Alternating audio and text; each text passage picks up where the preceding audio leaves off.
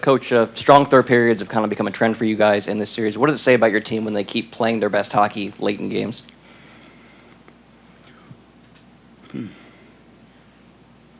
Well, I think we have a good understanding of the style of hockey that we'd like to play. And I almost thought it took the third period to get there. I found it to be an unusual game. Like in the first period, it looked like if you could just get a handle on the darn thing, you were going to get lots, right? We had 2 2-on-1s. We're in alone. I think in the game, I think it's probably 5 times we're in alone. But we just couldn't get a handle on some of the good offense. And then I thought our game got very simple in the third period, and that was the key to it. Not trying to break the game open, not trying for the killer play. Just grind. And then eventually you'll get a partial rush. You know, Vladimir Tarasenko is a big part of that goal, right? The mid-lane drive. So it was as the emotion increases in the series, and they all do, the closer you get to the end of them,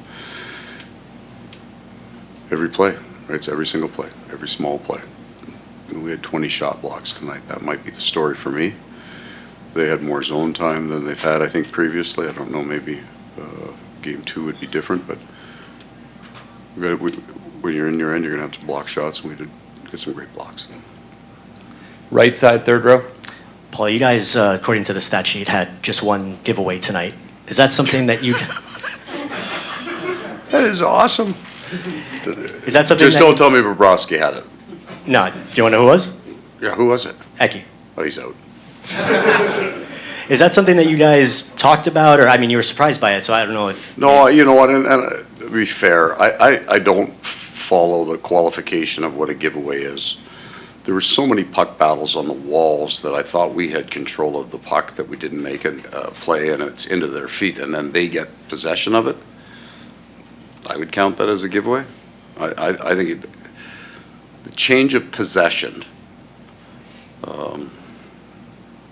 it's either forced or it's not in some ways. What am I trying to say? I think there's a hell of a lot more giveaways in that game for 2 coaches, and Ekblad's out.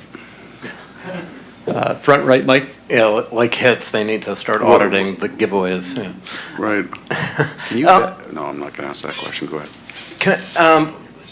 The Lundell line, it felt like the first 2 periods they were not getting a lot of traction, and then it totally changed in the third. 3 shifts in a row where they really were going and going. And the other thing I was thinking about when Lundell scored and had the between the legs shot is the quote you gave the other day about how sometimes he'll put his eyebrow up and think. Yeah. I got a little action here. Yeah, exactly. I mean, is that part of what you're seeing with him? But I want to encourage that, right? You don't want.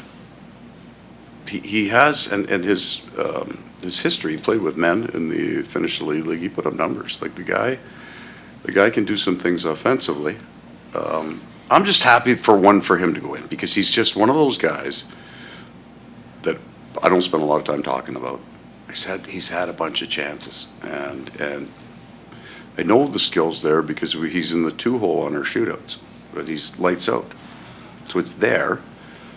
He's still young, right? That's the thing we always have to remind ourselves. He's still a young player, but a goal in a game like this on the road, game 5, and I will call it a bit of a de facto game winner because it changed the game. Good for him, you know. I'm happy for him. I think,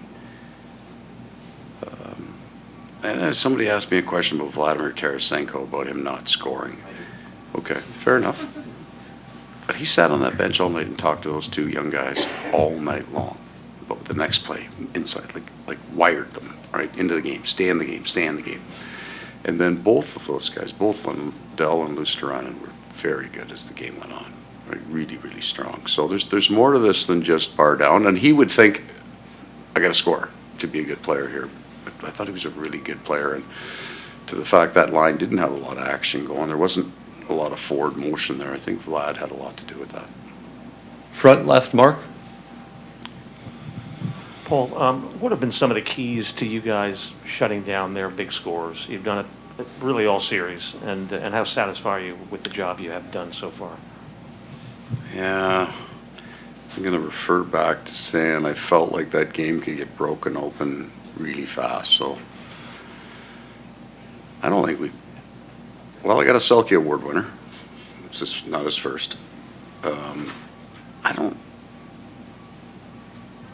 We don't prep differently for the elite players on their team to their fourth line players.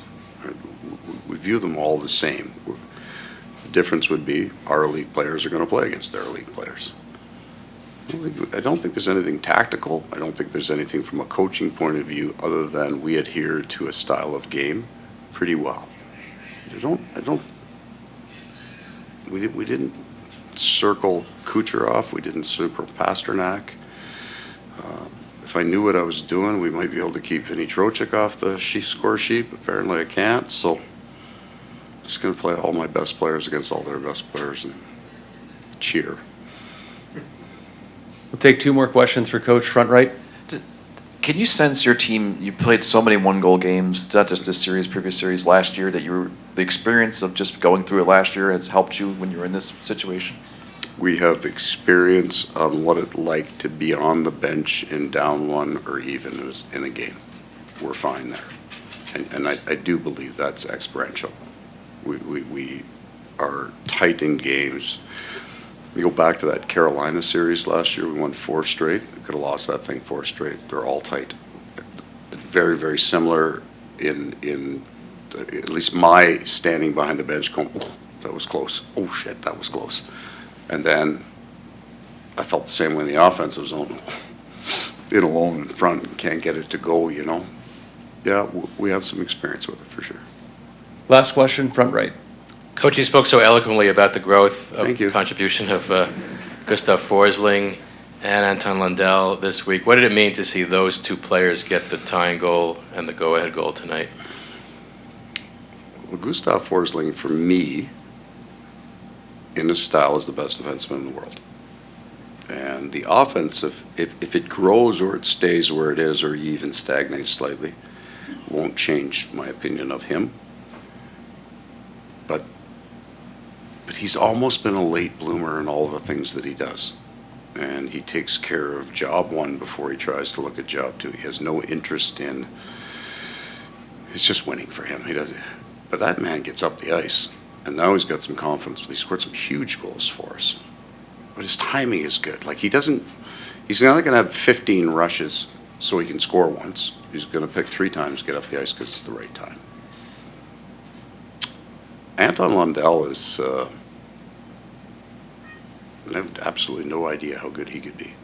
But we're going to find out. It's just going to take a little while.